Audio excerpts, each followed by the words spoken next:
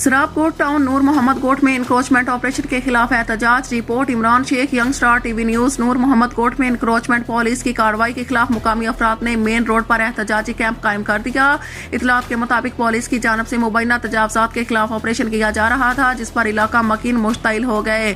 مقامی وڈیرا نور خان جیلائی اور دیگر افراد نے باقاعدہ مرکزی سڑک پر دھرنا دیا اور موقف اختیار کیا کہ ان کی سڑک اور املاک کو بلا جواز گرایا جا رہا ہے۔ مظاہرین نے الزام عائد کیا کہ انتظامیہ نے پیش کی نوٹس دیے بغیر کارروائی کی۔ احتجاج کے باعث مین روڈ پر ٹریفک کی روانی متاثر ہوئی، جبکہ شہریوں کو مشکلات کا سامنا کرنا پڑا۔ مظاہرین کا کہنا تھا کہ جب تک ان کے مطالبات تسلیم نہیں کیے جاتے احتجاج جاری رہے گا۔